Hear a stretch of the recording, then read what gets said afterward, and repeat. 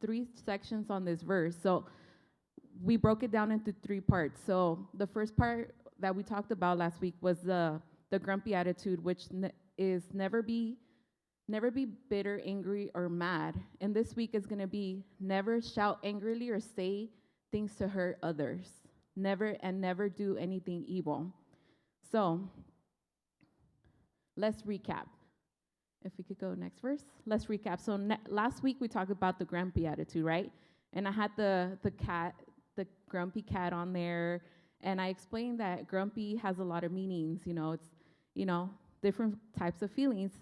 And one of the persons we discussed was Moses, right? We talked about, and I think I was talking with Rosaline about this last week, how I always get so upset because Moses was like such a patient man. He didn't think he was a man for the job, but he really was because of his patience. But that one day that cost him, that one day where he lost it, is what cost him like his entrance to the promised land.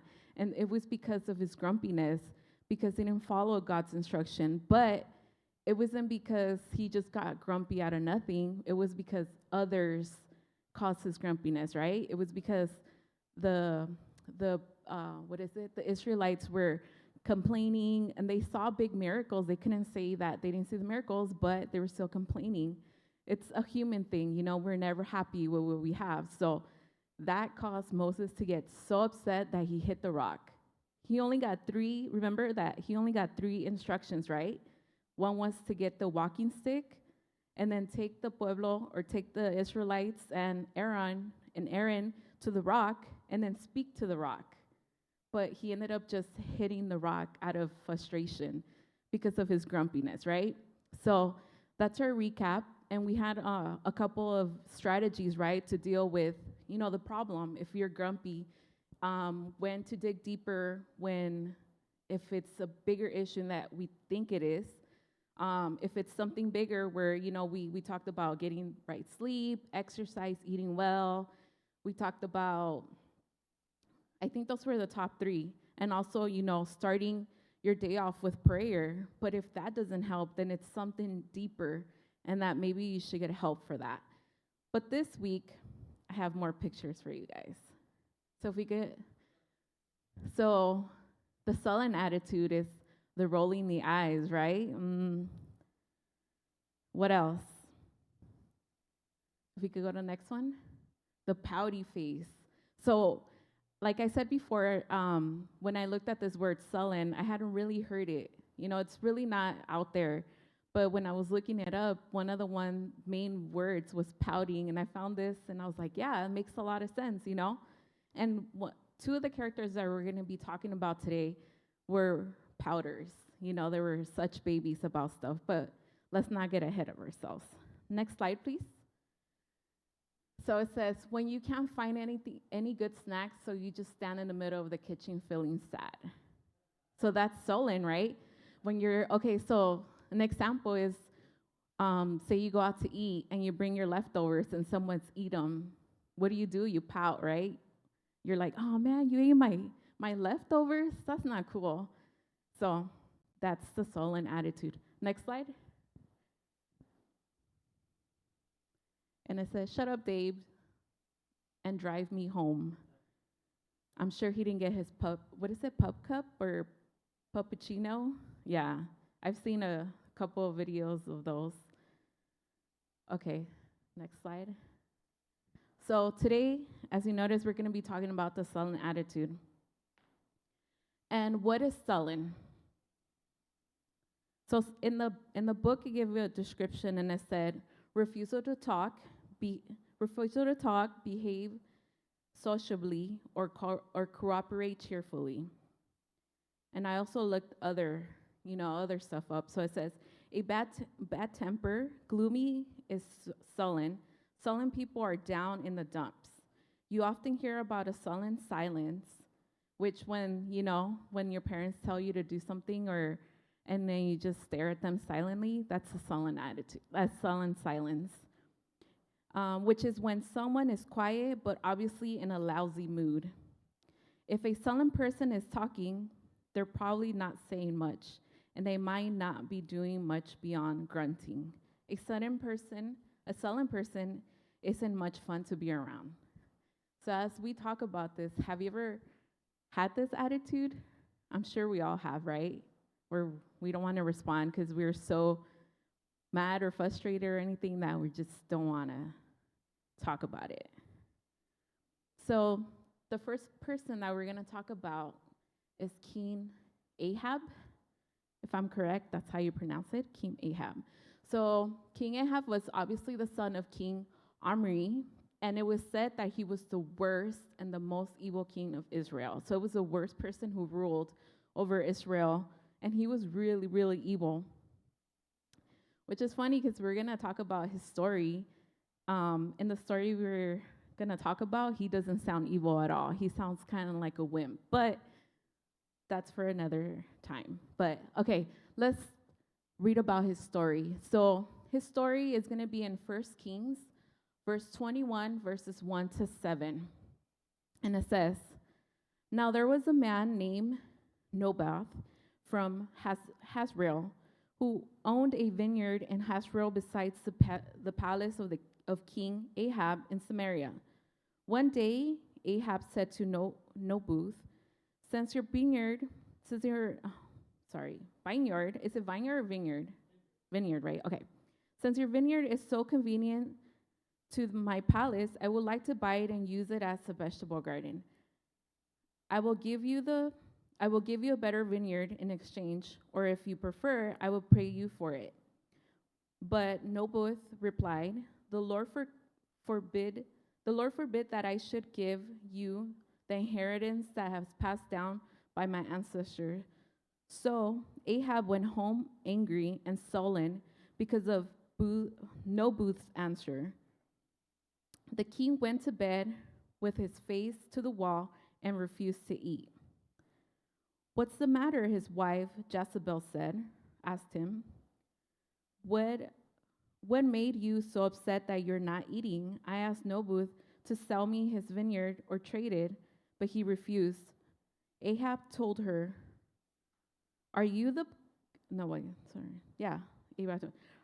king of Israel or not? Jezebel demanded. Get up and eat something, and don't worry about it. I'll get you Naboth's vineyard. So right here, if you notice, he went home and he pouted, right? Because he didn't get that deal. He didn't get the vineyard from Naboth. And, I was doing my research on him, and he was like the evilest king there. But with this answer, what does that make you think of him? He just took it. I mean, of course, he wasn't supposed to have the vineyard, but he just turned around and, okay, I'm just going to stand here and not do anything about it. And if you continue reading the story, the wife is actually the one that, gets the vineyard. She does a lot of things. I think she's the evil one in the whole story. So that was one of the examples I had. The other character in the Bible shows a very sullen attitude is the older brother of the prodigal son. So do you guys remember the prodigal son, the prodigal story, where there's two brothers, right? The youngest and the oldest.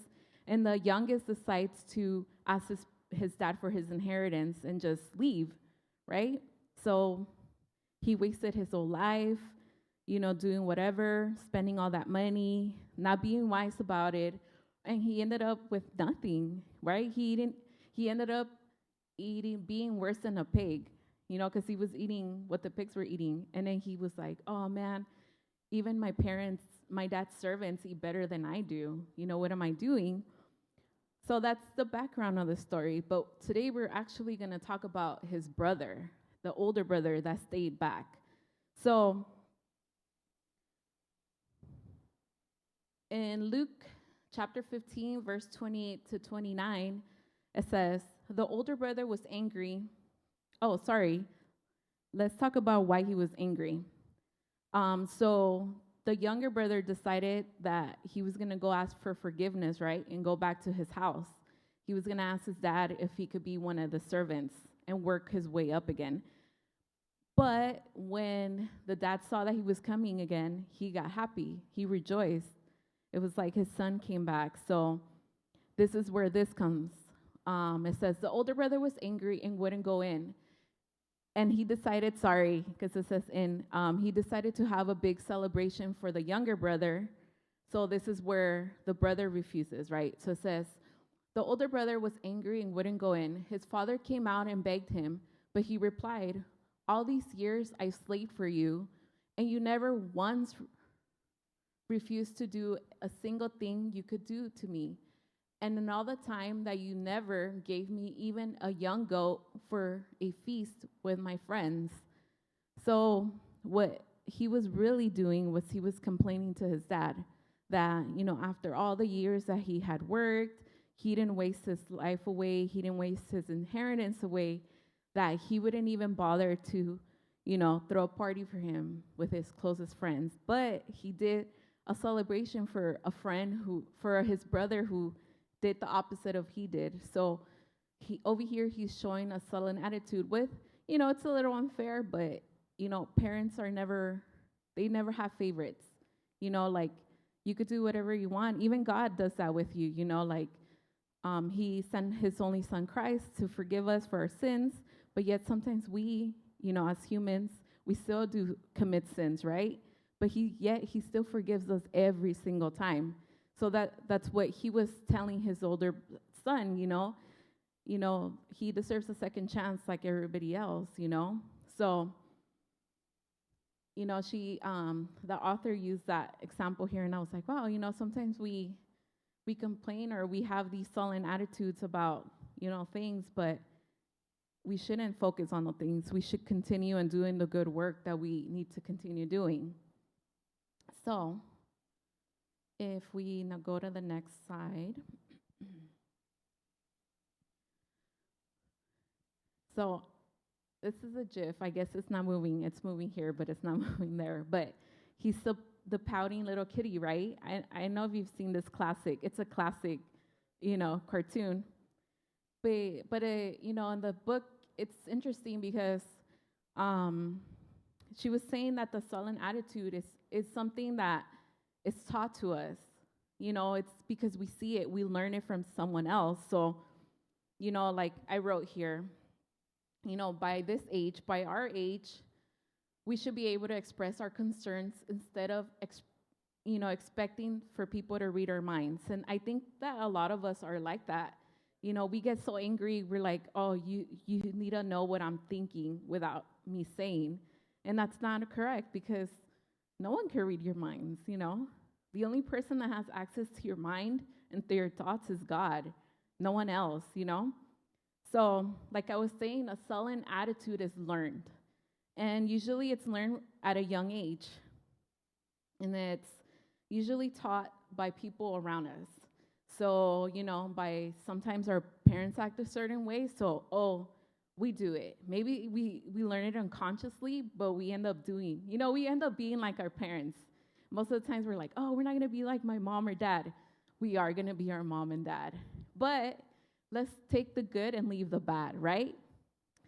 Also, we learn it from teacher, from friends, from even bosses nowadays where, I don't know, how many of your bosses act certain ways, and they shouldn't. They're already old enough. But it's also taught through tolerance. So what she's saying by tolerance is that, like, say, for example, for myself, my mom was not a tolerant person, Yo no podía hacer berrinche, like, my mom was a no berrinche type of person. And you could tell she's that way. If you look at her right now, she looks nicer, but when I was younger, she's like, no berrinche, I'm not going to count to 5. It was 1 and that's it, there's the bathroom. Or a look, or like she gives you that burning look and it's like, oh man, I messed up. Oh, I shouldn't have done that. But nowadays, I get so upset because we go to restaurants and we hear the little kids cry for like hours, right? And that's the way they learn because they don't get taught. They don't say, hey, this is not how it's going to work. I could give you an example. I know, I'm not going to say who they are, but there's two people in my life that have kids at the same time. We went out once for a celebration, And the kids are good. You kids, you can't keep them still for a while. So they were playing for a little bit, but they were in a small area. But when it was time to eat, one of the kids, they told him, okay, sit down and eat. He did. The child was about a year or so, between a year or 2 years old. So one of them sat down and started eating. The other one, oh my gosh, it was chaos. And it's like, oh, how embarrassing. But that's what she's talking about, if the things, the attitudes that you learn from a young age, because they don't correct you at the moment, but they correct you, or they don't correct you at all. And when they try to correct you, it's already too late to correct you. So, so the sullen attitude is most of the time it happens when you're a teenager, preteens, teenagers. Like I said, I was never allowed to be a normal teenager.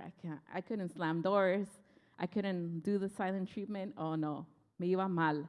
But nowadays, what happens with our teenagers is that, or even older, or now younger too, is that you let the kids do whatever they want. So, there's no correction. And that's why there's a lot of,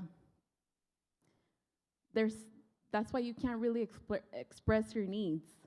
But it also goes both ways, right?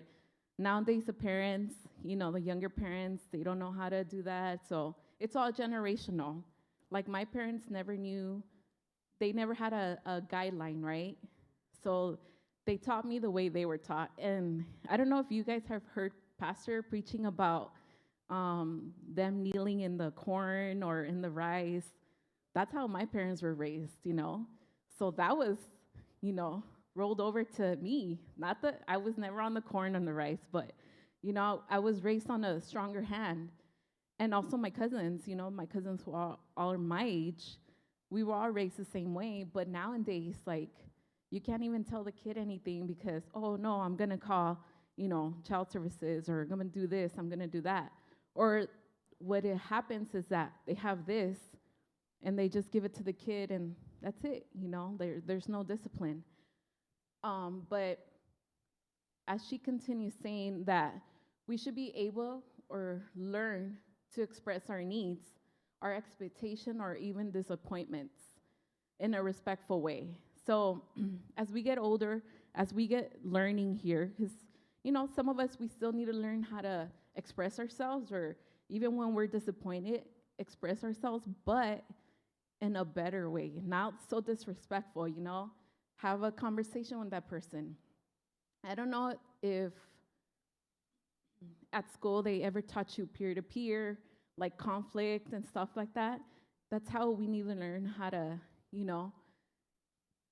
learn how to communicate with each other and not be so sullen and just stop talking to people. So if we move on to the next slide. There is, she always gives, the author of the book always gives suggestions on how to work on things.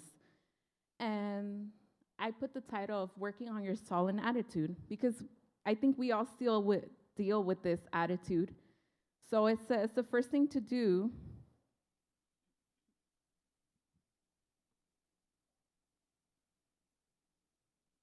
the first thing to do is to evaluate the issue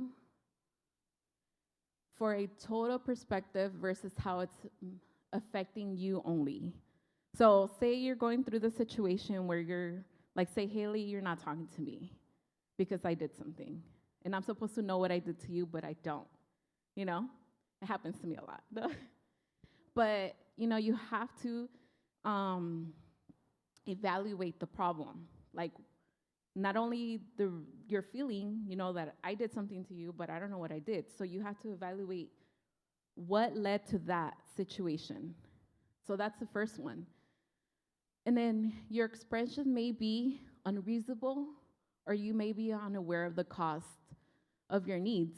So what it's saying is that maybe what I did was unreasonable, but maybe even what you were asking of me was unreasonable. It was too much to ask for.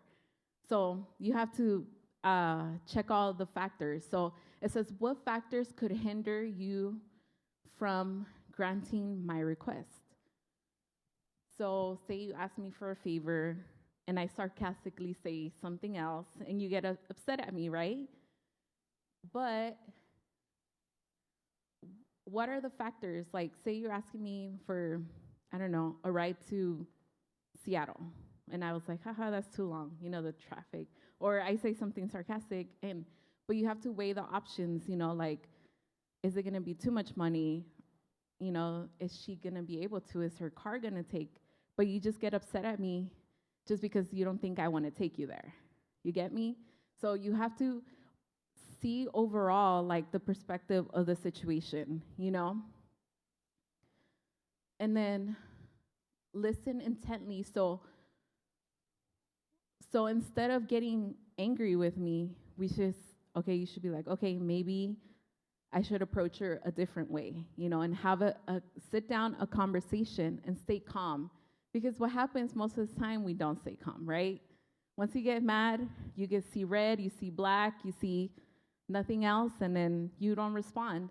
But what she's explaining here is that maybe we shouldn't be that quick to get so angry and think about, all the factors,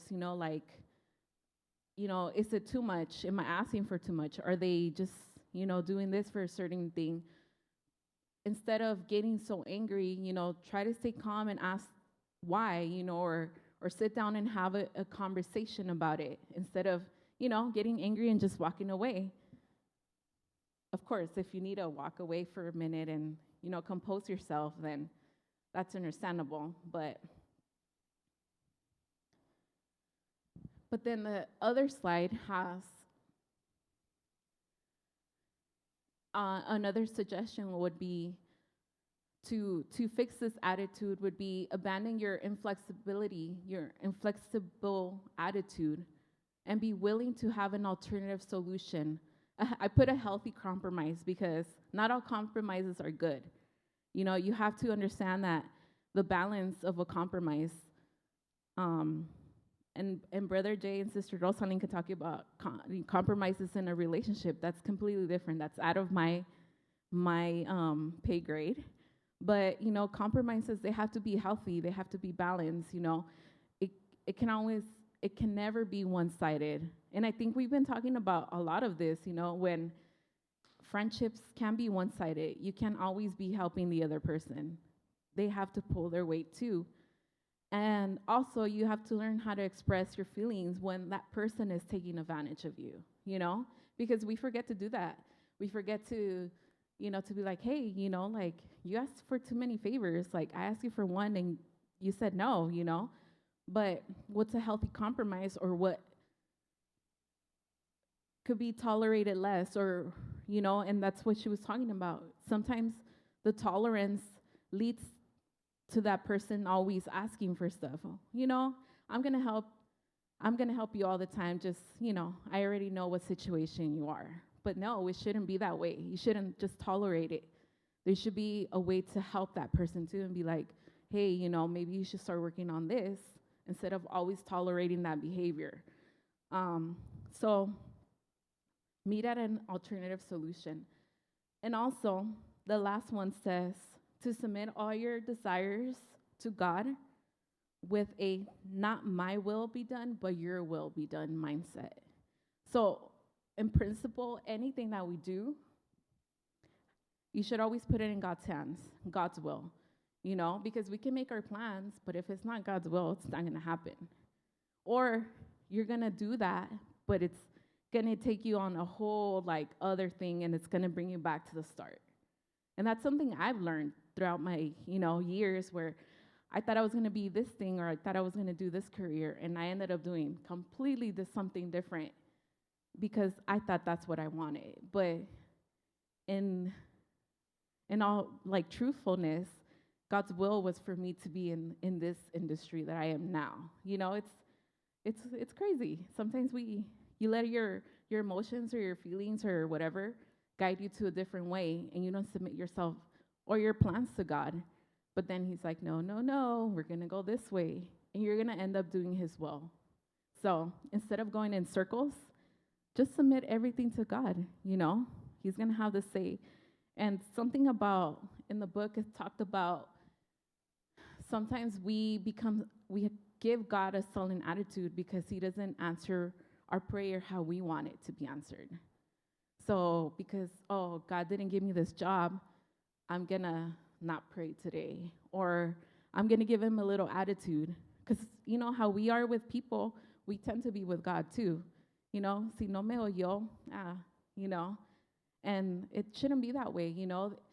God knows why he doesn't answer certain, you know, petitions, certain prayers, because it's not going to be to your benefit.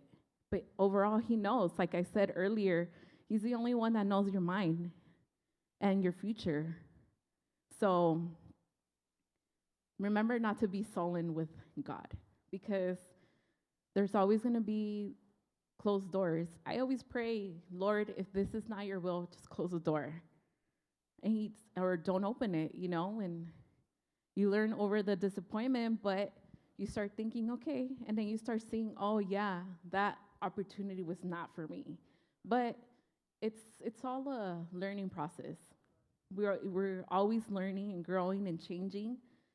And so yeah, so remember, don't be sullen to God, but also have a healthy compromise with different, you know, situations that you have.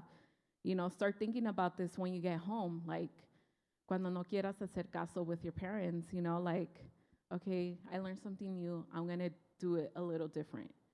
You know, because there was another meme that I saw that I forgot to put there, that was that, I don't know if you've seen that grumpy penguin. It's like a clay penguin, and he like has his arms crossed. He's like, oh, I was gonna do that, but since you told me to do it, I'm not gonna do it anymore. So don't be that person, you know, because we tend to be that, and it shouldn't be that way. And it's funny because we like to do that a lot with our parents. Yeah, ya lo iba a hacer, ahora no lo voy a hacer. No, don't do that. So it was a short chapter, but I'm going to leave you guys with the same verse because I want you guys to have that in your mind. And again, it said, never be bitter, angry, or mad. Never shout angrily or say things to hurt others. Never do anything evil. Be kind and loving to each other. Forgive each other the same as God forgave you through Christ. Ephesians 4:31-32. And that's it. You know, next week we're going to be talking about maintaining a positive outlook. So I'm excited for that one.